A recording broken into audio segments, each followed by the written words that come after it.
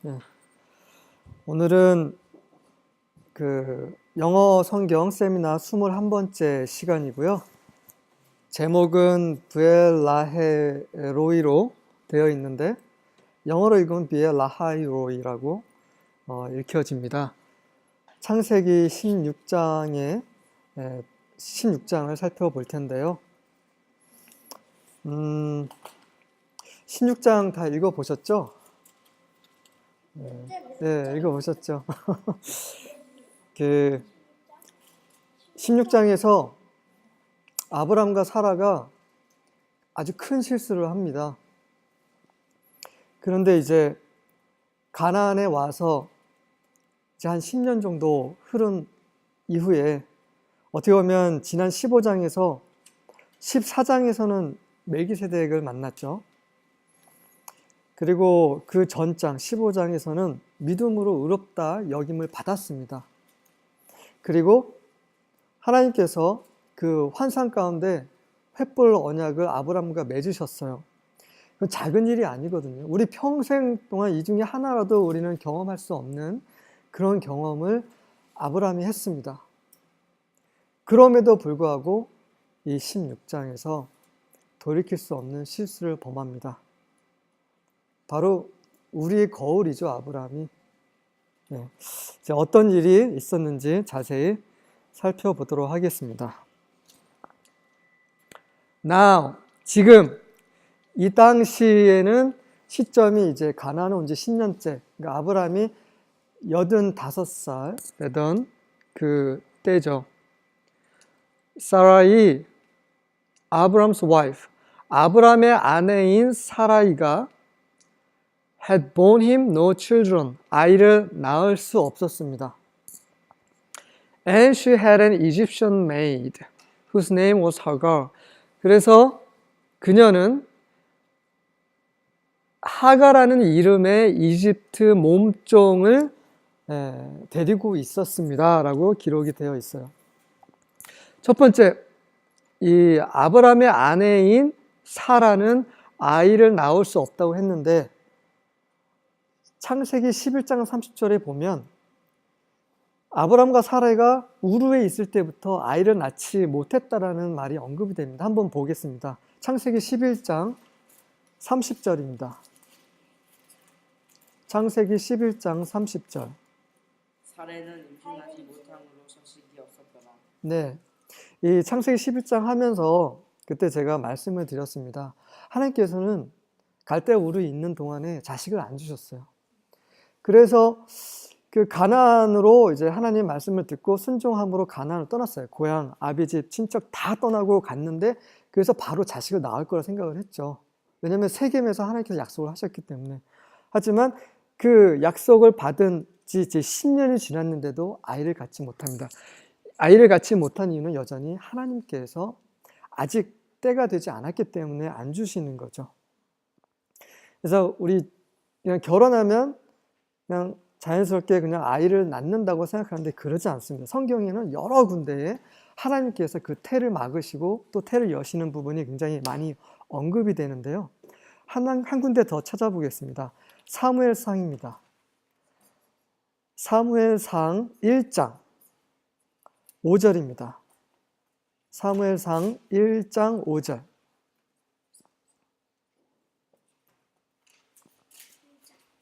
사무엘상 1장 5절입니다. 한나에게 박절을 주니 이는 그를 사랑하니라. 그러나 여호와께서 그에게 임신하지 못하게 하시니. 네, 그러나 여호와께서 한나에게 임신을 못하게 하셨더라라고 언급이 되어 있죠. 왜 임신을 못하게 했습니까? 한나에게? 사무엘을 얻으시기 위함이죠. 그러니까 하나님은 다 이유가 있으십니다. 지금 아브라함의 아내 사라가 임신을 못하는 것도 하나님의 때가 아직 안 되었기 때문인데, 그런데 우리가 한번 해보려고 하는 거죠. 그게 바로 이제 16장의 내용입니다. 이 하갈은 어디서 얻었습니까? 이집트 몸종 하갈? 이집트에서 얻었죠. 언제 얻었습니까? 아브라함이 자기 아내 사례를 여동생으로 속이고 나서 그때 그 바로가 몸종, 남종, 여종, 가축 모든 금은보화들을 굉장히 많이 주었어요. 그래서 그때 부자가 됐는데 그때 얻은 몸종이 하갈입니다.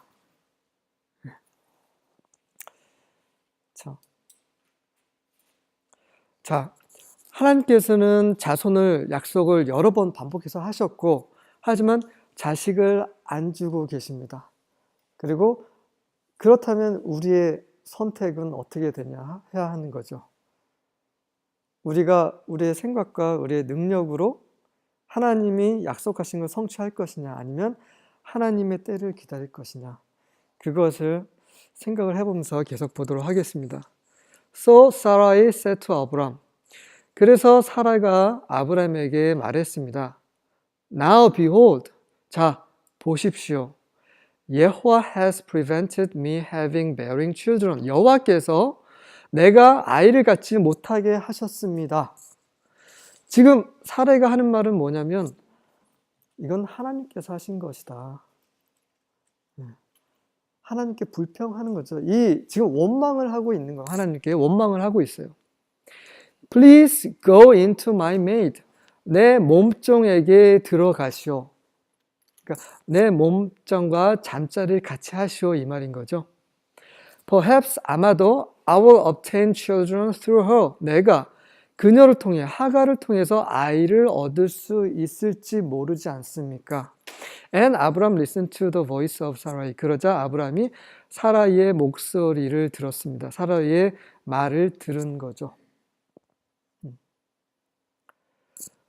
자, 하나님께서는 분명히 그 무뼈를 보여주시면서 네 자손이 이렇게 셀 수 없이 많아질 거라고 약속을 하셨고, 그 다음에 이 땅을 주실 거라는 약속을 횃불 언약을 통해서 그분 하나님 자신의 생명을 두고 약속을 하셨습니다. 그분은 한번 약속하신 것은 이루시는 분이고 이루시겠다는 언약을, 그 맹세까지 하셨던 분이에요. 15장이. 그런데 이제 사라는 하나님께서 좀 뭔가 좀 착오가 있으시다라고 지금 말씀하시는 거예요. 그래서 하나님을 믿을 수 없으니, 더 이상 기다릴 수 없으니 자 이렇게 합시다라고 제안을 하는 겁니다. 그런데 자세히 보면 사라가 하나님의 언약을 성취하기 위해서 이런 제안을 하는 것 같습니다. 근데 그렇지 않아요. 보시면 내가 혹 그로 말미암아, 내가 그로 말미암아 자녀를 얻을까 하노라. 사라가 자녀를 얻는 것은 하나님의 약속이 아닙니다. 하나님의 언약은 아브라함을 통해서 그의 자손을 하늘의 뭇별처럼 많아지게 할 거라고 말씀하신 거죠. 하나님의 그런 뜻이 있고 그분의 어떠한 목적이 있습니다. 아브라함의 자손은 사라를 위한 그런 자식이 아닌 거예요. 하지만 사라는 자기 자식을 얻고 싶은 겁니다. 그래서 하갈을 몸종으로 아브라함에게 줬고, 아브라함은 하나님께 엿주지도 않고 그냥 사라의 말을 들었습니다. 그 아담도 그렇게 했죠. 뱀이 하와에게 이거 먹으라고 했을 때 하와가 먹고 아담에게 주니까 아담이 또 먹어버립니다. 아담이 묻지를 않아요, 하나님께. 아브라함은 사라를 이집트 바로에게 넘겼어요, 전에. 근데 이제는 오히려 사라가 아브라함을 이집트 사람인 하갈에게 넘깁니다. 지금 믿음의 조상들이 이렇게 계속해서 하나님을 불신하고 어떻게 살아보겠다고, 하나님의 약속을 한번 이뤄보겠다고 자기네들끼리 서로 남편은 아내를, 아내는 남편을 이집트인에게 팔아먹고 있는 거예요. 이것이 바로 인간이 선택하는, 인간의 육체가 선택하는 어리석은 최선의 선택이죠. 그래서 이 육체는 하나님의 뜻을 스스로 성취하려고 하는 실수를 반복합니다. 왜 그렇습니까? 하나님을 육체가 신뢰를 하지 않기 때문이에요. 그리고 하나님을 믿거나 신뢰하지 않기 때문에 하나님을 기다리지도 않습니다. 하나님의 때를 기다리지 않아요. 그냥 스스로 하려고 하는 거죠. 우리는 어떤가요?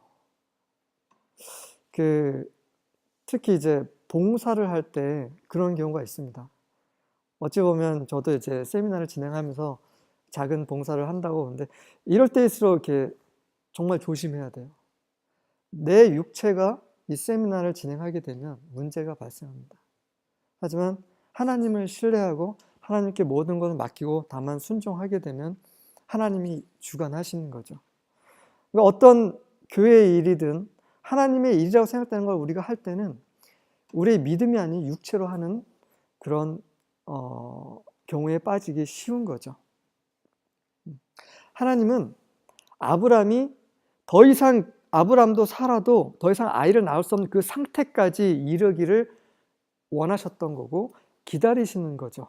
그래서 그분이 주신 언약이 사람의 육체를 통해서 나오지 않고 그분의 주신 그 언약의 약속이 믿음을 통해서 이루어지게 하는 것을 계속 보여주게 하시기 위함입니다.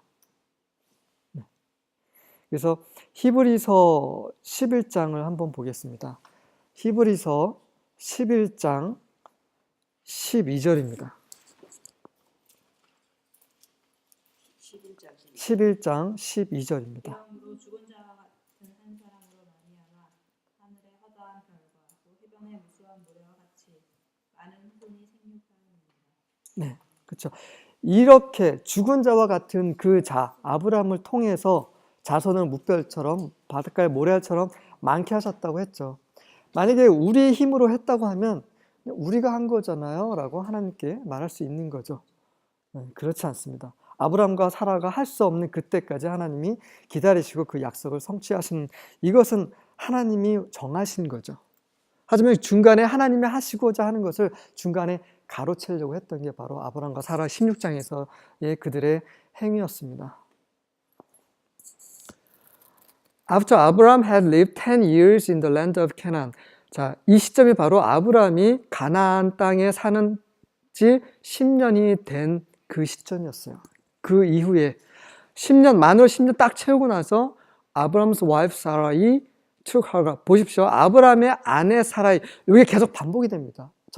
전절에도 보면 아브라함의 아내 사라. 그러니까 아브라함의 아내는 사라예요. 계속 성경에서 언급이 강조가 되고 있어요. 아브라함의 아내는 사라다. 그런데 아브라함의 아내인 사라가 took Hagar the Egyptian, 그 이집트 몸종인 하가를 and gave her to her husband Abraham as his wife. 아브라함의 아내인 사라가 하가를 아브라함의 아내로 그 남편에게 줘버립니다. 그러니까 모세는 이 글을 이렇게 일부러 이렇게 쓴 거예요. 계속해서 아브라함의 아내는 사라잖아. 너 사라가 어찌 또 너의 종, 여기선 첩이라고 여기 여종이라고 하는데 이 종이 슬레이브, 노예죠, 노예. 노예는 그 당시에 그냥 그 소유물이에요. 재산입니다. 그 사람에게 어떤 그런 권한도 없이 권리가 없습니다. 그냥 하나님 시키는 대로 해야 되는 거예요. 그러한 종을 아내로 삼습니다. 그것도 아브라함의 아내가 직접. 이게 그 당시의 사회적 문화죠. 그 당시는 이게 자연스러운 문화였습니다. 그러니까 그렇게 자연스럽게 한 거예요. 근데 이들에게는 하나님의 언약이 있고 하나님이 함께 하시고 하나님의 약속이 있는데 그 당시 사회 문화대로 그냥 여종을, 우리나라 문화도 그런 게 있었죠. 시바지라고. 그런 식으로. 그렇게 제안을 해서 아내가 직접 아브라함에게 다른 아내를 줘버린 거죠. 이게 바로 10년, 믿음 생활 10년의 결실입니다. 그렇죠? 믿음 생활 10년, 23년 아무리 많이 해도 여차하면 우리 똑같이 이런 실수를 한다는 거죠.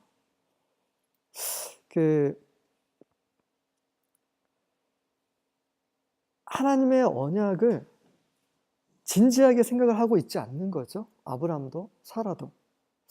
마치 그 다윗이 나중에 왕이 돼서 그 법궤를 이제 예루살렘으로 이제 모셔오려고 하다가 그 수레, 이제 소가 끄는 수레에다 올려놓고 이제 끌고 가다가 이제 그 소가 넘어지니까 이제 법궤가 또 넘어지려고 하잖아요. 그래서 우사 그걸 잡으려고 딱 손을 뻗다가, 그렇죠? 그 자리에서 직사를 하죠. 그가 손을 뻗은 그 상자는 그냥 상자가 아니에요. 하나님의 거룩, 그분이 임재하시는 거룩한 법궤입니다. 근데 그거를 그냥 나무 상자처럼 여겼던 거죠.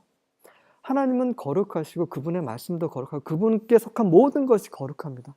내가 거룩하니 너희도 거룩하라. 그래서 그분의 말씀, 그분을 위한 모든 섬김의 일들이 정말 그분의 말씀대로 정말 진지하게 무겁게 대해야 되는데 아브라함과 사라는 그렇지 않죠. 오늘날 우리도 마찬가지죠.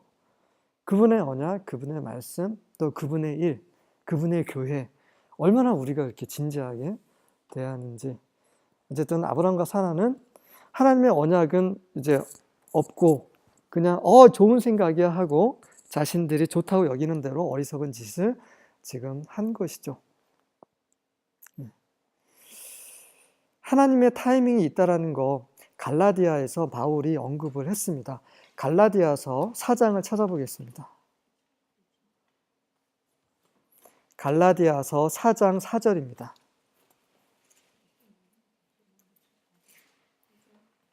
때가 참에 하나님이 그 아들을 보내사 여자에게서 나게 하시고 율법 아래 나게 하신 것은 네, 그렇죠. 때가 참에 때가 찼기 때문에 아들을 보내신 거죠. 하나님은 타이밍이 있으세요. 그러니까 우리는 그분의 타이밍을 기다려야 하는 겁니다. 기도하면서 기다릴 필요가 있는 거죠.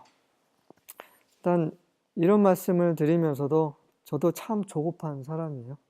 그러니까 뭔가 하나 하게 되면 또 제가 생각하는 그 타이밍에 이루어졌으면 하는, 또 그게 안 되면 또 짜증나고 불안해하고 그러는 사람입니다.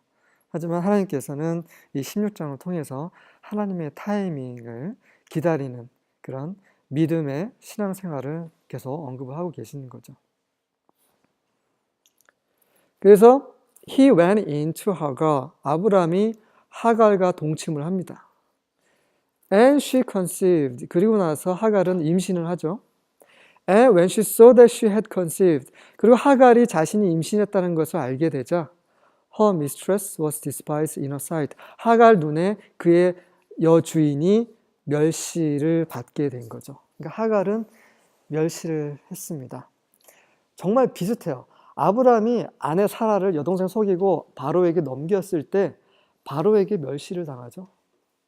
사라가 아브람에게 하갈을 줬을 때 또 나중에 하갈을 통해서 사라가 또 멸시를 받습니다. 똑같은 패턴이 계속 이 가정에 지금 일어나고 있습니다. 그런데 첫 번째 이 멸시받은 첫 번째 이유는 바로 사라가 먼저 그렇게 제안을 한 거죠. 자기 육체로 제안을 했기 때문에 그런 멸시를 받게 된 거죠. 두 번째는 이 하갈은 단순하게 그런 씨바지 역할만 했기 때문에 자식을 낳으면 자식에 대한 권한은 전혀 없어요. 그 어머니는 사람입니다, 여주인. 하지만 그런 권위를 또 무시해버리는 거죠. 그런 권위에 대한 개념이 없는 겁니다. 그래서 이 부분에 대해서 잠언에서 어떤 말씀이 있는데요. 잠언을 찾아보겠습니다. 잠언 30장입니다. 잠언 30장 21절부터 23절입니다. 세상이 진노 세상이 견딜 수 없게 하는 것 선엇이 있다니 곧 종이 이른된 것과 미련한 자가 음식으로 배부른 것과 미움받는 여자가 시집간 것과 여동이 주문을 이은 것이니라. 네, 지구도 떠는 그러한 악한 일이 4개가 있다라고 솔로몬이 얘기를 하는 거죠. 첫 번째는 종이 왕이 되는 거, 두 번째는 바보가 먹을 것이 많아지는 거, 세 번째는 그 미움받는 여자가 결혼하는 거, 네 번째는 종이 그의 여주인을 대신하는 거. 지금 하갈이 종이면서 불구하고 임신했다고 이제 여주인 행사를 하려고 하는 겁니다. 이게 이 지구도 치를 떨 만큼 그런 악한 일이라고 잠언에 지금 언급이 되어 있는 거예요. 그러니까 하갈도 지금 문제가 있는 겁니다. 사라도 문제가 있고 그것을 하나님께 여쭤보지 않고 그대로 오케이 한 아브람도 문제가 있는 거고 지금 하갈도 문제가 있는 거죠.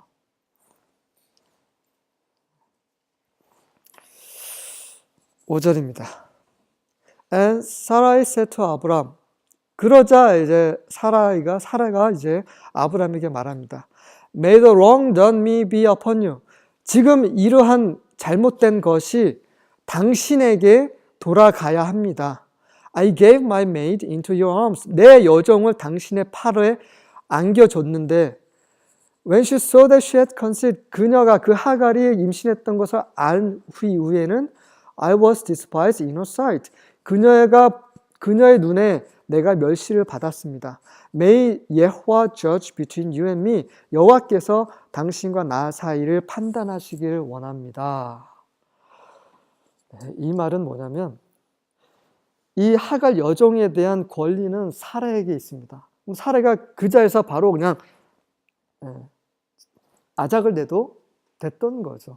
하지만 사라는 이것에 대한 책임을 자기 남편 아브라함에게 덮어 씌우는 거죠. 이게 바로 육체입니다. 내가 내 힘으로 내 생각대로 하나님의 이름을 하려고 할 때 그때 벌어지는 일이에요. 그때 일이 잘 되지 않을 때 불평하고 남에게 그 책임을 전가하는 거죠. 이게 바로 육체의 일이죠. 잘못은 하갈이 했는데 왜 남편에게 잘못을 덮어 씌웁니까? 이 말을 듣고 아브라함은 어떤 생각을 했겠어요? 아마 하나님이 나한테 말씀하시구나 이런 생각을 하지 않았을까? 저는 그렇게 생각이 됩니다. 왜냐하면 지금 하나님을 지금 언급하고 있어, 사라가. 사라는 하나님을 무시했습니다. 하갈 몸종을, 자기 몸종을 아내로 아브라함에게 줄 때는 하나님을 무시한 행동이에요. 그런데도 이제 불평할 때, 책임을 아브라함에게 전가할 때는 하나님의 이름을 들먹이고 있어요. 여호와의 이름을 이렇게 함부로 사용하고 있는 거죠. 하지만 이렇게 말을 하면서 아브라함이 배워야 되는 공과가 있는 겁니다. 아브라함이 그런 생각했죠. 15장에서 하나님이 이렇게 나에게 환상을 통해서 이 목표를 보여주시면서 그래서 나의 믿음을 의로 여겨주셨는데 내가 하나님을 신뢰하지 못하고 내 아내의 말을 들었구나. 그래서 사라가 이 말을 할 때 아무 말도 할 수가 없었던 거죠. 그러니까 이런 육체의 행위는 결국 이런 갈등을 빚게 되고 이 상황은 다만 갈등뿐만 아니라 이제 하갈 안에 있는 그 아이를 통해서 정말 엄청나고 끔찍한 비극이 시작이 되는 거죠.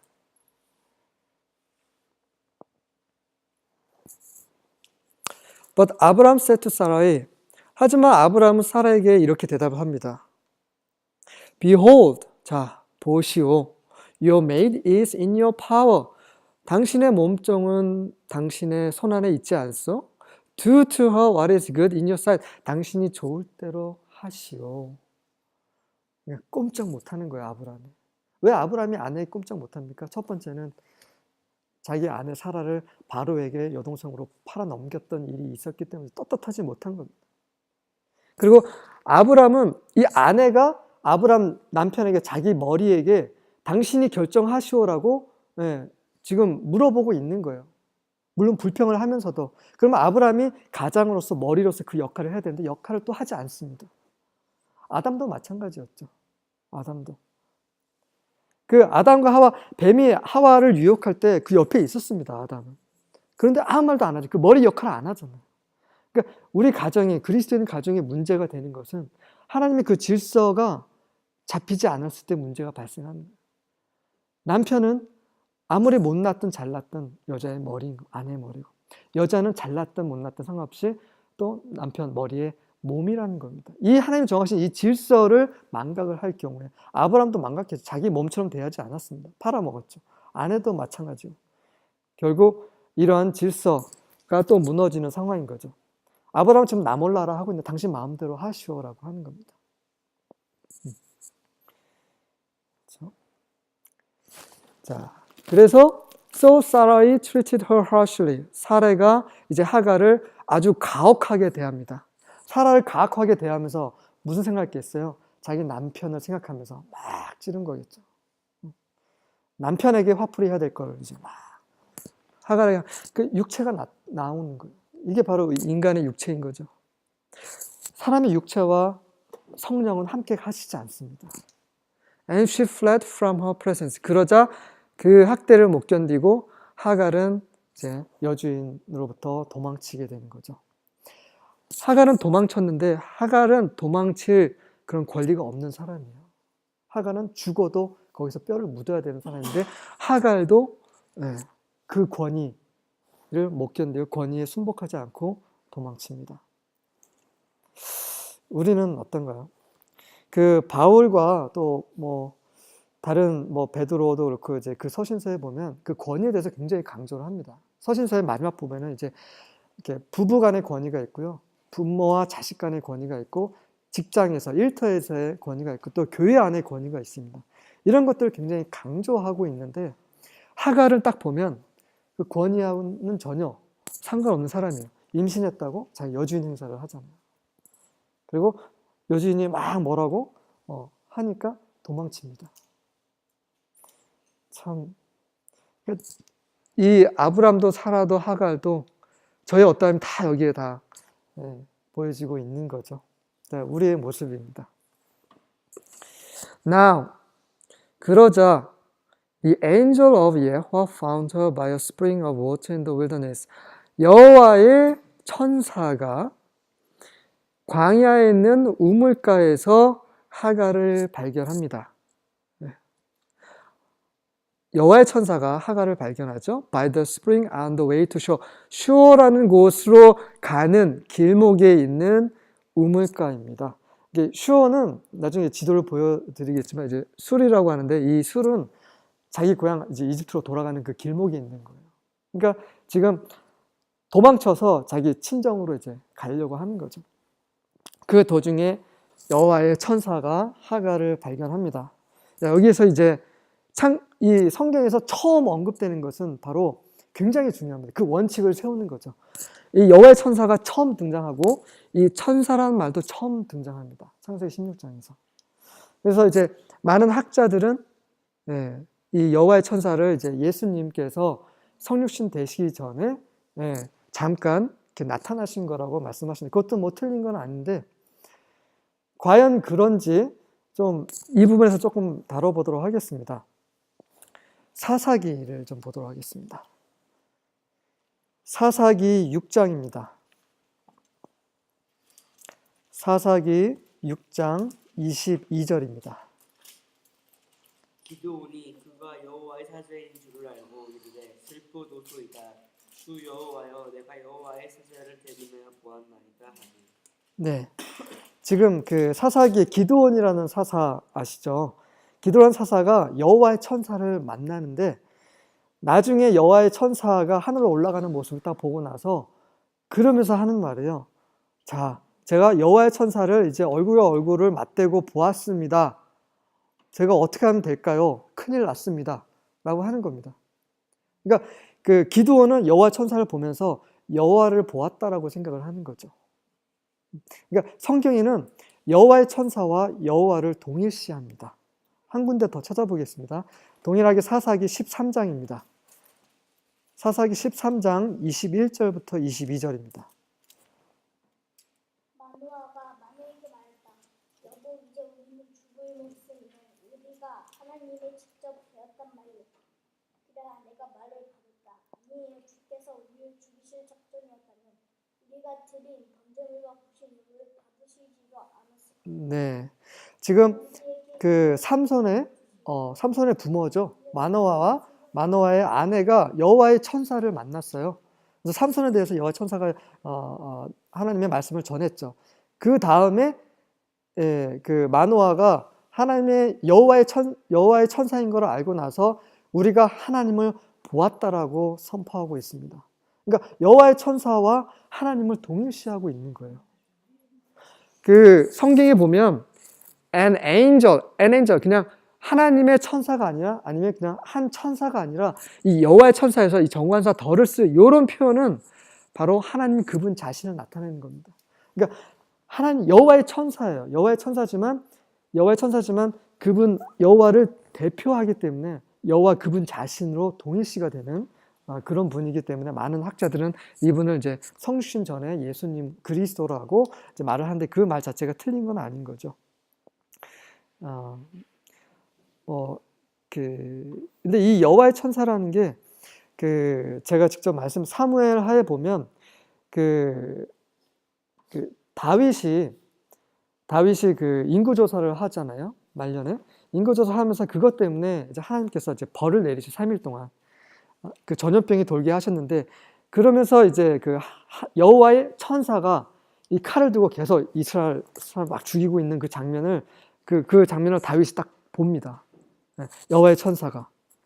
그래서 그 여호와의 천사는 또 이런 하나님을 대신해서 또 심판하는 역할을 했던 거고, 또 스가랴서에 보면 그 여호와의 천사께서 하나님께 또 직접 어떤 질문을 하는 장면이 나옵니다. 다시 말해서 여호와의 천사는 사람이 봤을 때는 여호와 하나님과 동일시되고, 또 여호와의 천사라고 하면 또 하나님하고는 또 별개의 그냥 천사입니다. 그렇게 우리가 보시면 될 것 같아요. 이 천사와 영은 차이가 있습니다. 천사와 영. 영은 바람과 같은 거예요. 하나님은 영이시죠. 보이지 않는 겁니다. 하지만 우리에게 보일 수 있도록 나타나는 그런 존재는 천사죠. 그러니까 날개가 있는 게 천사고 날개 없는 거는 그냥 사람이고, 이런 개념이 아니라 천사는 또 다른 말로 메신저, 사사라고 되어 있나요? 네, 사자, 메신저입니다. 하나님의 말씀을 전하는 사람. 근데 하나님의 말씀을 전할 때는 하나님 그분 자신을 대표로 하는 거죠. 그래서 사람들은 하나님 천사, 여호와의 천사를 볼 때 하나님을 보는 거고, 두려워 또 죽기까지 하고, 또 그 여호와의 천사 앞에 또 엎드리기도 했던 것이죠. 어쨌든 하나님께서 그분이 아주 이 천한 여정, 이집트의 여정에게 직접 처음으로 나타나신 장면입니다. 지도를 보시면 여기가 헤브론입니다.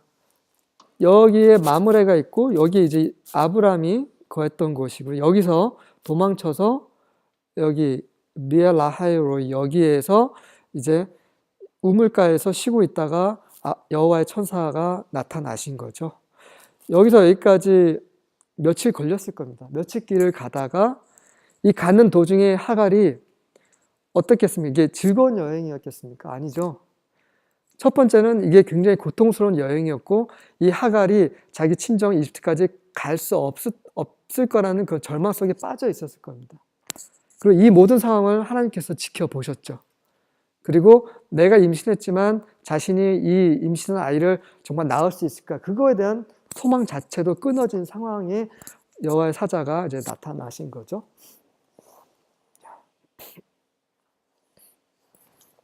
8절입니다. He said, 이제 여호와의 천사, 그러니까 하나님께서 말씀하시는 겁니다. 천사를 통해서 하나님 말씀하시는 거죠. 하갈아, Sarah's maid, 사라의 몸종 하갈아, Where have you come from? 너는 어디서 왔으며 Where are you going? 어디로 가느냐? 하나님께서 하갈이 어디서 왔으며 어디로 가는지 몰라서 이런 질문을 한 건 아니겠죠. 이런 똑같은 질문을 아담에게도 했습니다. 아담이 불순종했을 때, 아담, 너 어디 있니? 몰라서 그런 질문을 하신 게 아닌 거죠. 또 가인이 아벨을 죽였을 때도 네가 무슨 짓을 저질렀니? 아벨이 어디 있느냐라고 질문을 하셨죠.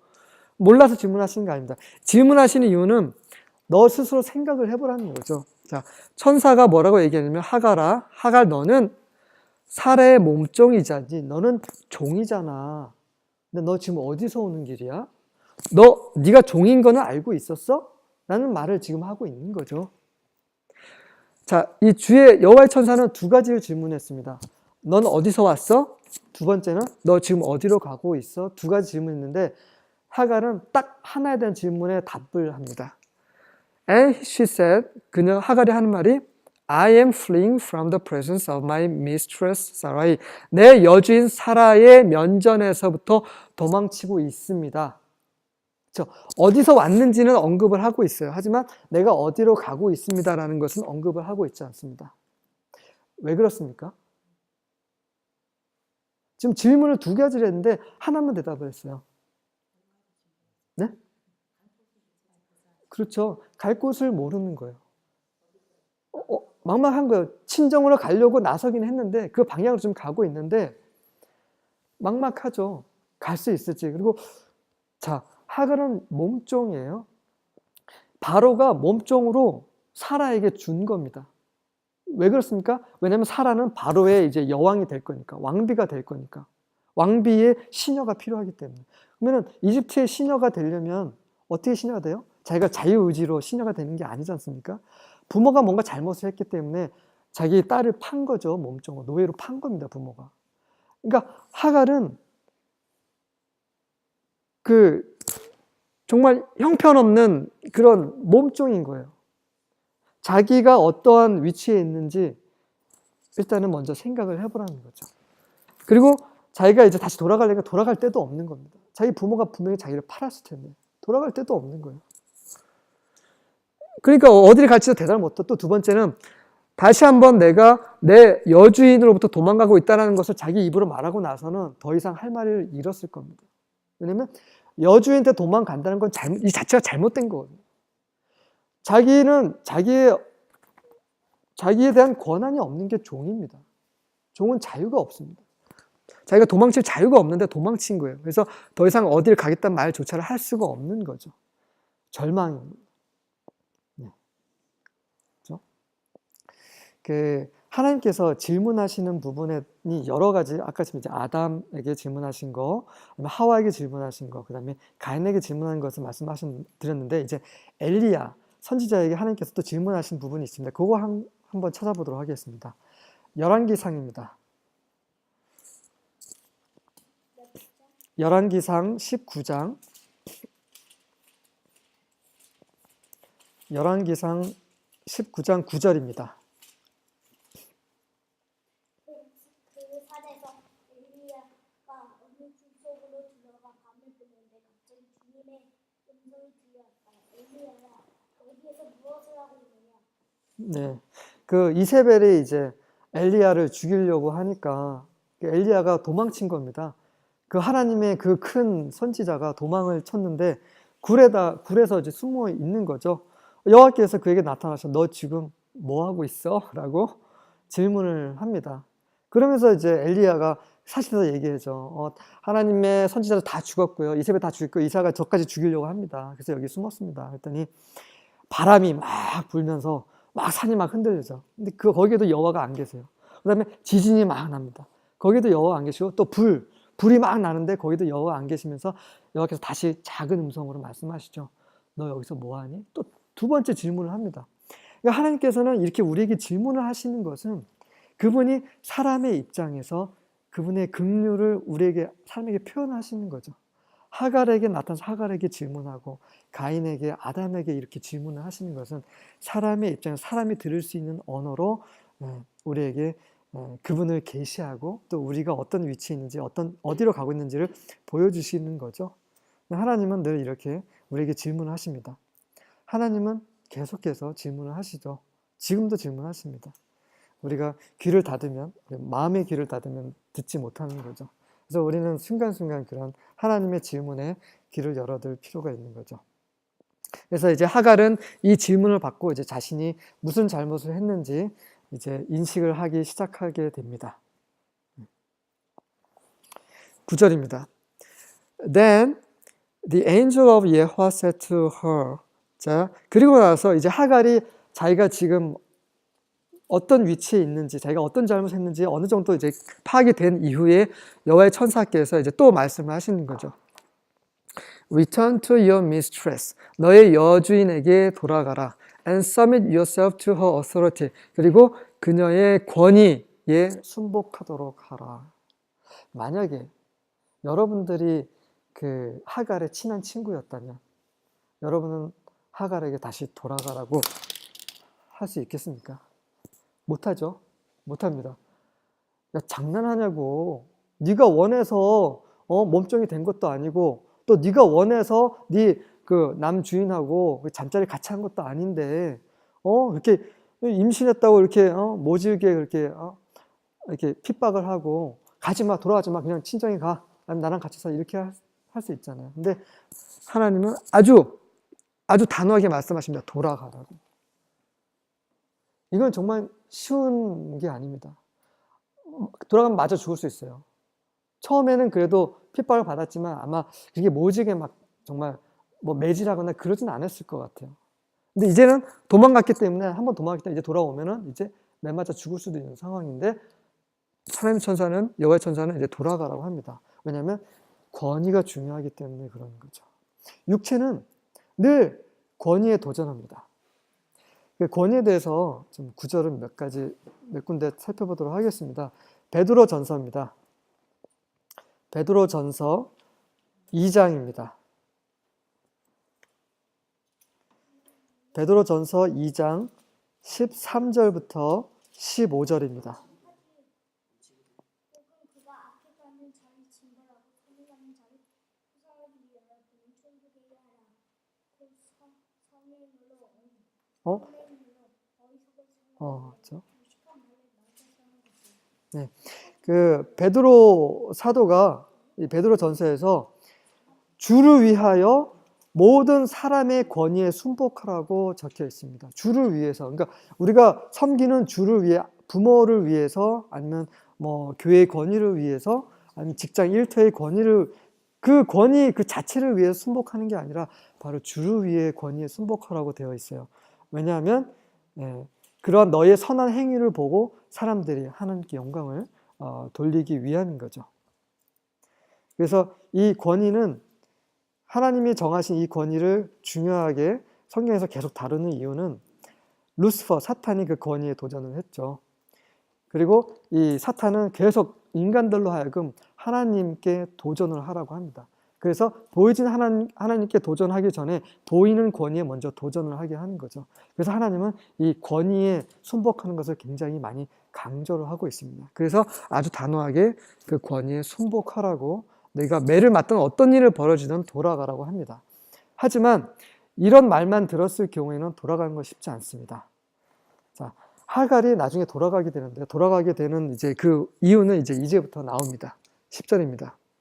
Moreover, 또한 이제 뭐라고 언급하냐면 The angel of Yahweh said to her, 여호와의 천사가 그녀에게 말합니다. I will greatly multiply your descendants. 너의 자손을 엄청나게 번창하게 하겠다라고 약속을 하시는 거죠. So that there will be too many to count. 그래서 그들이 너무 많아서 셀 수 없게끔 만들어 주겠다. 이 약속 때문입니다. 이 하갈은 사레의 몸종으로 있으면서 아브라함의 얘기를 들었겠죠. 바로 몇 주 전에 어떤 일이 일어났냐면 하나님이 아브라함을 이끌고 하늘을 보여주면서 이 무별처럼, 또 그전에는 또 바다의 모래알처럼 너의 후손이 많게 해주겠다고 약속을 하셨습니다. 그 말을 사라를 통해서 들었겠죠. 근데 그 약속을, 동일한 약속을 비천한 몸종에게 하고 있습니다. 깜짝 놀랐겠죠. 왜 이 약속을 하시는 거죠? 이것을 요청하지도 않았습니다, 하갈은. 자기 자손에 대해서, 자식에 대해서 요구도 안 했습니다. 그런데 하갈이 이 자기 여주인을 피해서 도망치는 동안에 하갈이 어떤 기도를 했겠냐 이거죠. 그녀의 기도에 대한 응답입니다. 저 여기서 죽을 것 같습니다. 저 여기서 죽나요? 이 안에 있는, 이 뱃속에 있는 이 아이는 어떻게 됩니까? 불쌍하지도 않으신가요? 라고 기도를 했고 막 엉엉 울었겠죠.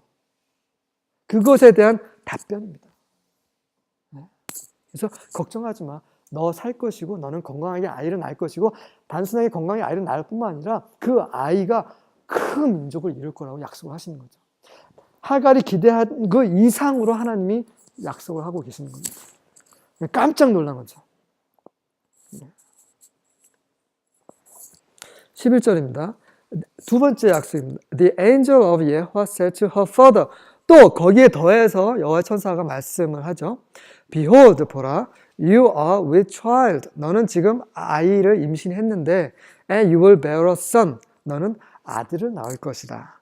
And you shall call his name Ishmael. 그의 이름을 이스마엘이라 하라. 자식의 이름까지 하나님께서 직접 지어주십니다. 이거는 정말 작은 일이 아니에요. 근데 이스마엘이라는 이름 자체도 굉장한 이름이에요. 이스마엘 혹시 뜻 아시는 분 계시나요? 하나님이 들으셨다라는 말씀입니다. 하나님이 너의 고통, 너의 고난, 너의 울부짖음을, 너의 기도를 들으셨다. 하갈은 평생 동안 이걸 잊지 못했을 겁니다.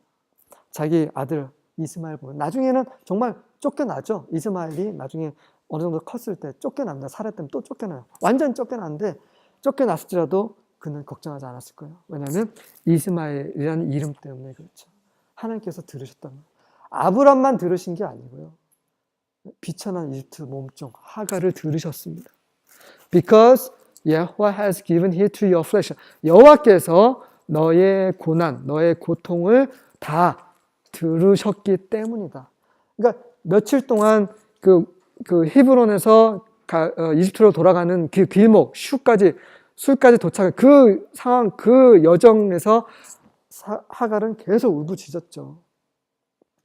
그거를 여호와께서는 처음부터 끝까지 계속 듣고 보고 계셨던 겁니다.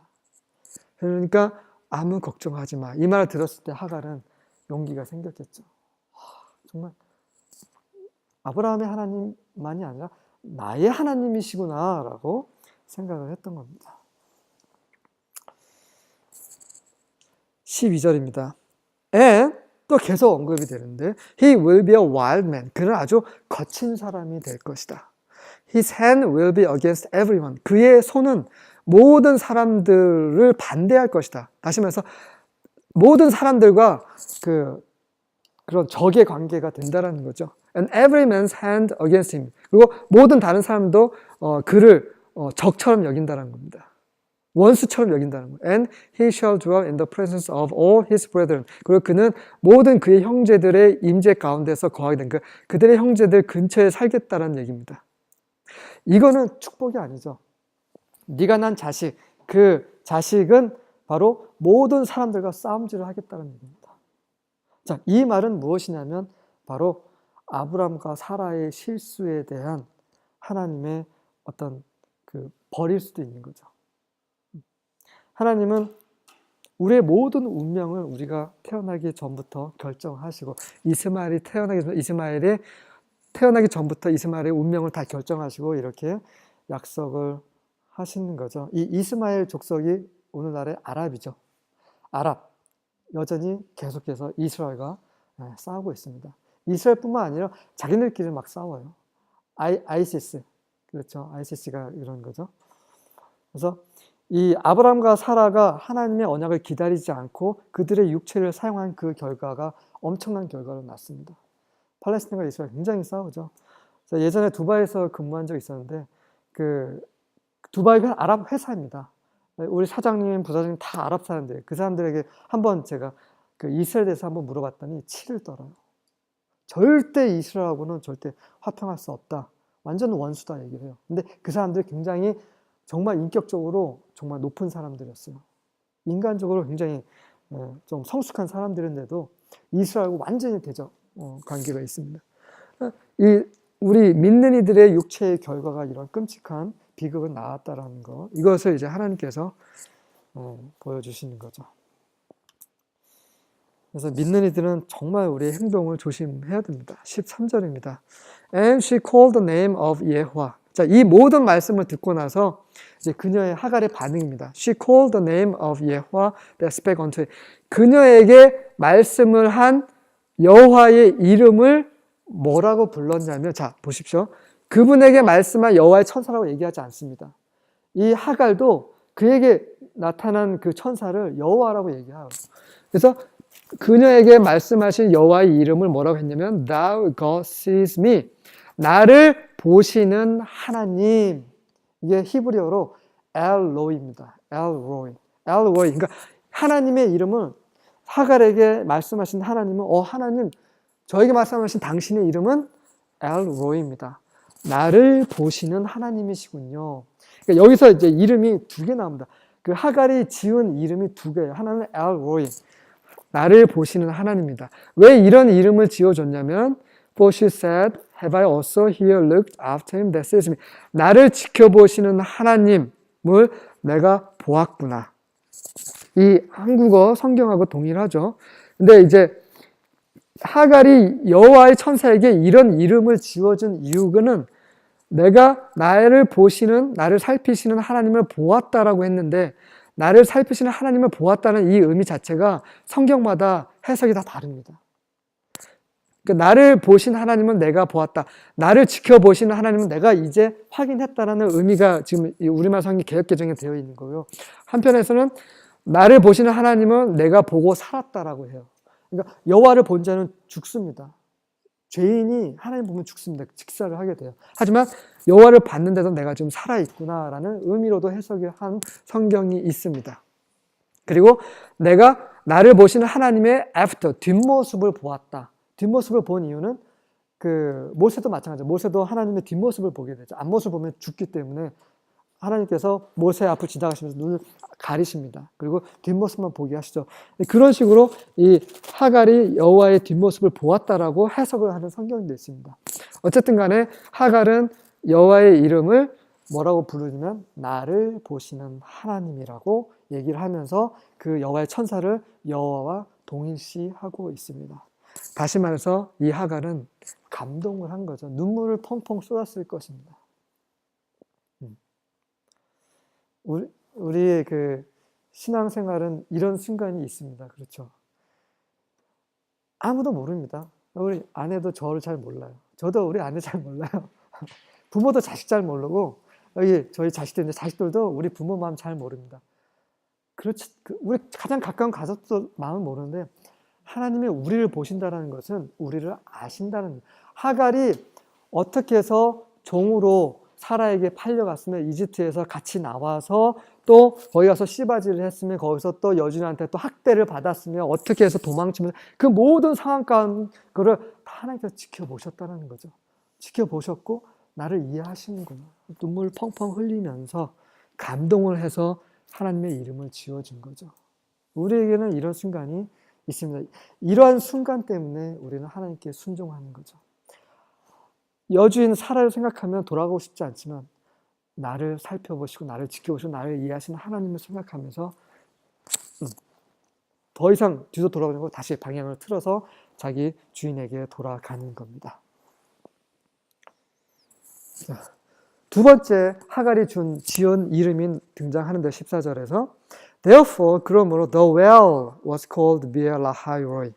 그 우물의 이름을 Beer Lahai Roi, Beer Lahai Roi라고 짓습니다. Behold, 보라, it is between Kadesh and Bered. 그 우물은 카데시와 베레드 사이에 있습니다. 그래서 하갈은 두 개의 이름, 하나님의 그에게 나타나는 이름과 하나님의 이름과 그 우물의 이름. 그래서 Beer Lahai Roi라는 이름은 나를 보시는 살아계신 하나님의 우물이라는 뜻입니다. 그래서 살아계시는 하나님이 하나 더 추가가 된 게 Beer Lahai Roi라는 뜻입니다. El Roi는 나를 보시는 하나님이고 Beer Lahai Roi는 나를 지켜보시는 살아계신 하나님. 하갈의 눈에는 하나님은 살아계시지 않았어요. 아브라함의 하나님이고 사라의 하나님이었지 자신의 하나님이라고 생각을 안 했습니다. 하갈은 이집트 출생이에요. 이집트 출신입니다. 하나님은 모르는 족속이에요. 함의 족속입니다. 하지만 이제 하나님을 안 거죠. 그리고 그가 믿는 신은 우상이 아닌, 말하지 못하고 걷지 못하는 그런 우상이 아닌 살아계신 하나님이라는 것을 알게 됩니다. 그 이상을 보게 됩니다. 그래서 Beer Lahai Roi는 나를 지켜보시는, 나를 보시는 살아계신 하나님의 우물이라는 뜻이고, 그 우물은 어디에 있냐면 카데시와 베레드 사이에 있는데, 이 카데시라는 의미는 피난처라는 뜻이에요. 피난처. 우리의 피난처. 그 하나님이 임재하는 곳, 그곳이 바로 우리의 피난처죠. 그리고 베레드라는 뜻은 환영한다라는 뜻입니다. 환영. 그래서 의미가 있죠. 나를 지켜보시는 살아계신 하나님의 우물이 바로 피난처와 환영, 우리를 환영하는 곳, 환영하는 인사, 그 사이에 있다는 거죠. 그래서 이제 이게 하갈이 필요한 모든 것을 다 얻었습니다. 한순간에.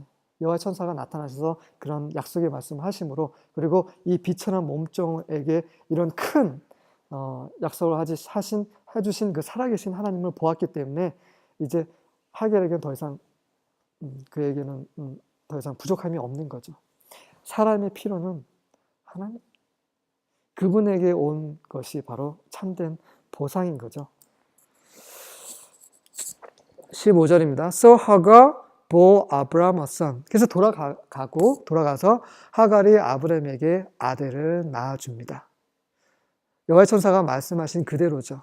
And Abram called the name of his son whom Hagar bore Ishmael. 그리고 하갈이 그에게 낳아준 그 아들의 이름을 이스마엘, 하나님께서 들으셨다. 다시 말해서 아브람도 사라도 이 이스마엘을 보면서 하나님이 들으셨구나. 평생 잊을 수 없는 거죠. 하나님은 나만의 하나님이 아니시구나. 내가 주인이고 여기 내 몸짱이로 함부로 해서는 안 되는구나를 알게 되는 이 몸종을 들으셨구나. 그래서 나왔고요. 이 지금까지 단순하게 이 아브람과 사라와 하갈의 입장에서 이 성경을 이제 같이 살펴보았는데, 이제는 이것을 우리가 지금 이 시대에 읽고 있는 입장에서 하나님은 어떤 메시지를 우리에게 전해주시는지 그 부분을 살펴보도록 하겠습니다. 갈라디아서입니다. 갈라디아서 4장입니다. 갈라디아서 4장 24절부터 26절입니다. 그것은 비유니 이 여자들을 두 언약이라 하나는 신의 산으로부터 종을 낳은 자니 곧 하갈이라. 이 하갈은 아라비아에 있는 신의 산으로서 지금 있는 예루살렘과 같은 곳이니 그가 그 자녀들과 더불어 종 노릇하고 오직 위에 있는 예루살렘은 자유자니 곧 우리 어머니라. 네, 바울은 이거를 어떻게 알았을까요? 예수님께서 직접 계시를 하셨겠죠. 이 사레와 하갈은 비유라고 얘기를 했습니다. 실제 일어났던 일이지만 비유로 아주 중요한 것을 비유하는데, 이 두 여인은 두 개의 언약을 가리킵니다. 하나는 약속의 언약, 사레가 약속의 언약을 하죠. 하나는 육체로부터 한 언약, 바로 그 율법입니다. 바로 그게 하갈입니다. 하갈은 율법을 상징합니다. 율법도 언약이죠. 너희가 이 율법을 지키면 살리라. 그래서 우리의 육체가 그 율법을 지키려고 부단히 노력을 해야 됩니다. 근데 그렇게 하면 할수록 우리는 어떻게 돼요? 종이 되는 거죠. 종이 되는 거예요. 하갈은 그 시대살에서 준 바로 율법을 대표하고 또 그 지금 물리적인 그 예루살렘을 가리키고 있는 거죠. 근데 이 사레는 자유의 여인입니다. 바로 약속의 언약을 말하고 이것은 하늘에 속한 새 예루살렘을 상징하는 거죠. 우리는 이 여종 하갈의 자손이 아닙니다.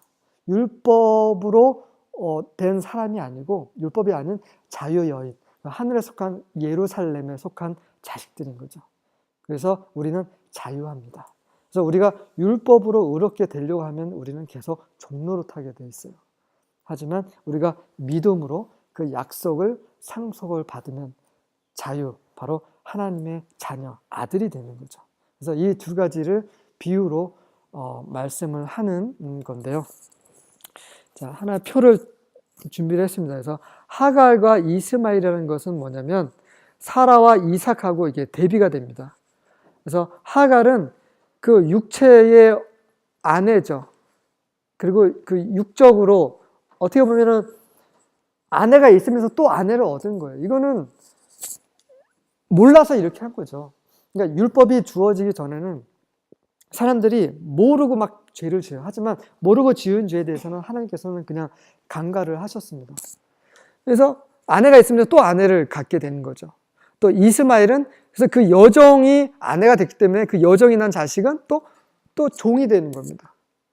그리고 이 하갈이 난 이스마엘은 첫 번째 그 종이 되지만, 첫 번째 자식이지만, 첫 번째로 태어났지만 그 상속자가 되지 못합니다.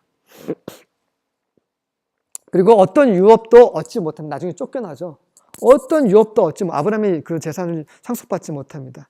이게 바로 육체, 우리의 천연적인 육체의 자식이라는 뜻이고요. 사라와 이삭은 말하면 자유란 뜻입니다. 자유. 그리고 우리의 진짜 아내가 사라라고 되어 있고, 이삭은 이 자유한 여인으로부터 나왔기 때문에 자유의 아들입니다. 구속받지 않은 자유자입니다. 성령께서는 우리를 자유롭게 해주시는 거죠. 죄의 종로로서 자유롭게 해주시는 거죠. 그리고 이 이삭만이 아브라함을 유산을 상속을 한 자가 되고요. 그래서 모든 것을 상속하고, 이것은 이삭은 바로 믿음과 약속의 자식입니다. 그래서 나중에 아브라함과 사라가 여전히 육체 가운데서 이렇게 실수하고 있지만, 나중에는 그들이 하나님의 약속을 믿고 약속의 아들인 이삭을 낳게 되죠. 그래서 이렇게 두 가지가 지금도 여전히 계속 이 교회 가운데 이게 일어나고 있습니다. 우리가 뭔가 우리의 육체의 어떤 선함으로 의를 얻으려고 하나님이 기뻐하시게 해드리려고 하는 모든 행위가 바로 이런 하갈과 이스마엘을 상징하는 거고요. 그분이 해주신 모든 것을 믿음으로 순종하는 것, 이것이 바로 그 믿음의 자식, 바로 약속의 자손입니다. 바로 왕국 백성이 바로 사라와 이삭을 통해서 나오는 거죠. 16절입니다. 아브람 was 86 years old. 아브람은 86세 때 when Hagar bore Ishmael to him. 하갈이 그에게 이스마엘을 낳았습니다. 그렇죠. 이제 이스마엘을 낳았고 이제 아브람은 가나안에 온 지 이제 11년째가 되는 거죠. 그래서 아브람과 사라와 하갈을 통해서 우리의 믿음이 얼마나 형편없는지, 우리 자신이 얼마나 형편없는지, 그리고 이런 모든 실수 가운데서도 여전히 하나님께서 다 지켜보시고 또 긍휼히 여기신다는 것. 우리는 그런 사랑과 긍휼을 받았다라는 거죠. 우리 다 하갈 같은 존재입니다. 하지만 우리가 그런 과거의 끔찍한 죄, 그런 모든 것들이 한순간에 그분의 보혈로 씻겨졌다는 것. 그리고 지금도 여전히 하늘에서, 하나님 우편에서 우리를 대제사장으로서 우리를 지켜보시고 또 성령께서 우리 안에 들어오셔서 늘 우리와 함께 하신다라는 것. 바로 엘 로이 하나님, 비엘라하이 로이 하나님을 16장에서 살펴보았습니다. 수고하셨습니다.